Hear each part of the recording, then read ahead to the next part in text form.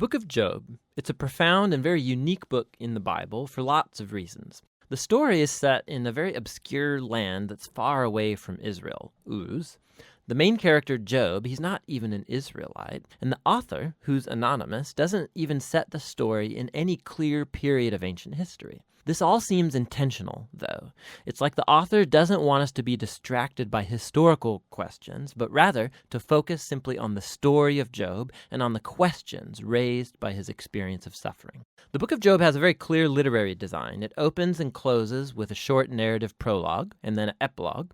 And then the central body of the book is dense Hebrew poetry, representing conversations between Job and four dialogue partners called the Friends. These conversations are then concluded by a series of poetic speeches given by God to Job. Let's dive in and we'll just see how it works together. The prologue introduces us to Job, and we're told that he's a blameless, upright man who honors God. He's a super good guy. And then all of a sudden, we're transported into the heavenly realms, and God is holding court with his staff team. It's a very common image in the Old Testament describing how God runs the world. And among the heavenly beings is a figure called the Satan, which in Hebrew means the accuser or the prosecutor. And it's like we're watching a court scene.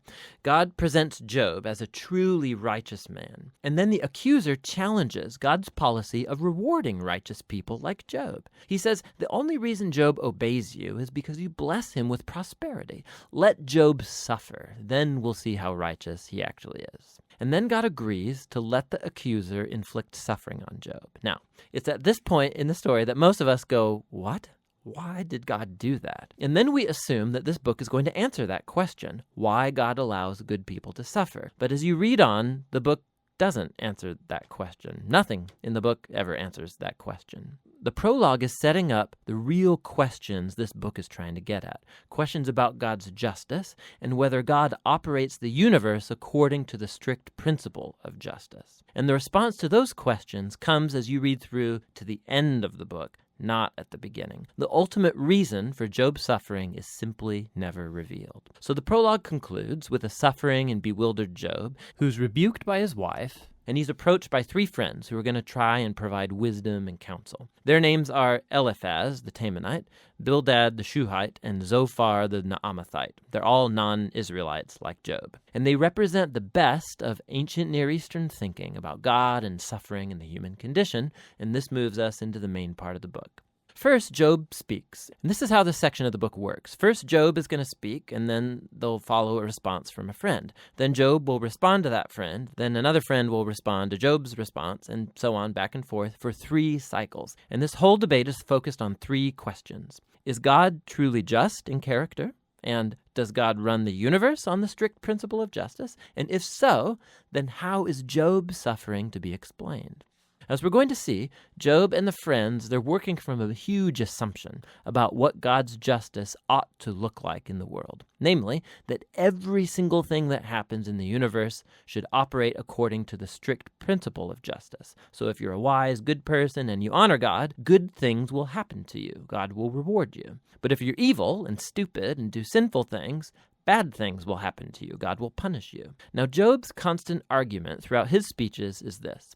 First of all, that he's innocent, and so the implication of that is that his suffering is not a divine punishment. Now, we know from the prologue, both of these things are true. Remember, God himself said, Job is righteous and blameless. And so Job concludes his argument by accusing God. God either doesn't run the world according to justice, or even worse, God himself is simply unjust. The friends, on the other hand, they beg to differ. Their argument is that God is just, the implication being that God always runs the world according to justice in this way, and so they conclude by accusing not God, but Job. Job must have done something really, really bad for God to punish him like this. They even start making up possible sins that Job must have committed. Job protests to all of this. In fact, he gets so fed up with the friends that he eventually just gives up on them. He takes up his case directly with God. Now, something to be aware of is that Job, he's on an emotional roller coaster in these poems. He used to think that God is just, but now he can't reconcile that with his suffering. And so in some outbursts, Job, he'll accuse God of being a bully. Once he even declares that God has orchestrated all the injustice in the world. But the moment he utters that thought, he's terrified of it because he wants to hope and believe that God is truly just. Job is all over the place in this section. And so he makes one last statement of his innocence, and then he demands that God show up personally to explain himself. Now it's at this point that a surprise friend shows up, Elihu the Buzite. Now, he's not an Israelite, but he does have a Hebrew name. And Elihu, he has the same assumption as Job and the friends. He argues that God is just, and that implies that God always operates the universe according to justice. But then Elihu draws a more sophisticated conclusion about why good people suffer. It may not be punishment for sin in the past. God might inflict suffering as a warning to help people avoid sin in the future. Or God might use pain and suffering to build character or to teach people valuable lessons. Elihu doesn't claim to know why Job is suffering, but one thing he is certain of: Job is wrong to accuse God of being unjust. Job doesn't even respond to Elihu, and the dialogues come to a close. It's like the wisdom of the ancients has been spent, and the mystery remains. And then, all of a sudden, God shows up in a whirlwind, and he responds to Job personally. He first responds to Job's accusation that he's unjust and incompetent at running the universe. So God takes Job on a virtual tour of the universe, and he starts asking him all these questions about the order and origins of the cosmos.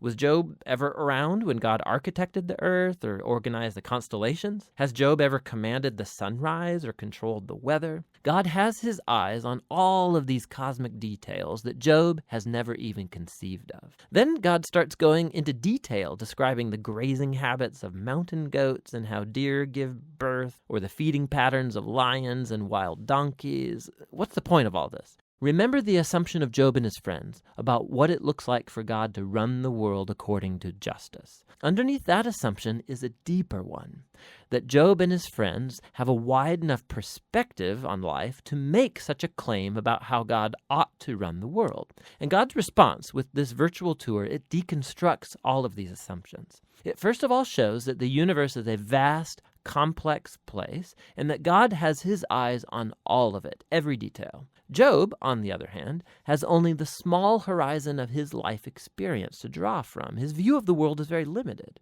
And so what looks like divine injustice, from Job's point of view, needs to be seen in an infinitely larger context. Job is simply not in a position to make such a huge accusation about God. After the virtual tour, God asks Job if he would like to micromanage the world for a day, according to the strict principle of justice that Job and his friends assume, punishing every evil deed of every person at every moment with precise retribution. The fact is that carrying out justice in a world like ours, it's extremely complex. It's never black and white, like Job and the friends seem to think. Which leads to God's last point.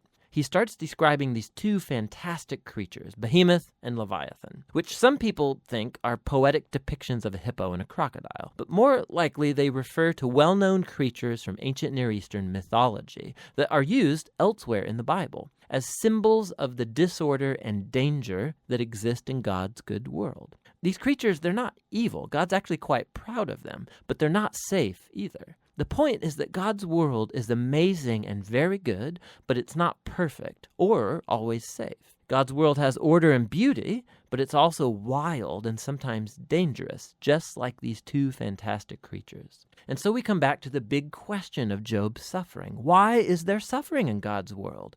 Whether it's from earthquakes or wild animals or from other humans, God doesn't explain why. What he says is that we live in an extremely complex, amazing world that at this stage, at least, is not designed to prevent suffering. And that's God's response. Job challenged God's justice. God responds that Job doesn't have sufficient knowledge about our universe to make such a claim. Job demanded a full explanation from God, and what God asked Job for is trust in his wisdom and character. And so, Job responds with humility and repentance. He apologizes for accusing God, and he acknowledges that he's overstepped his bounds. Then all of a sudden, the book concludes with a short epilogue.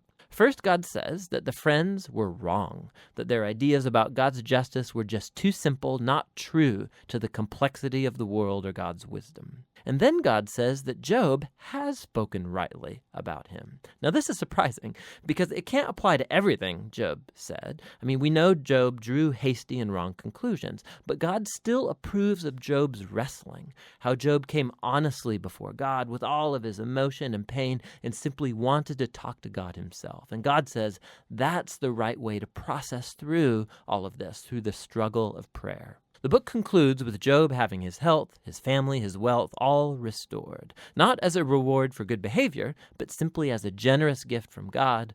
And that's the end of the book. So the book of Job, it doesn't unlock the puzzle of why bad things happen to good people.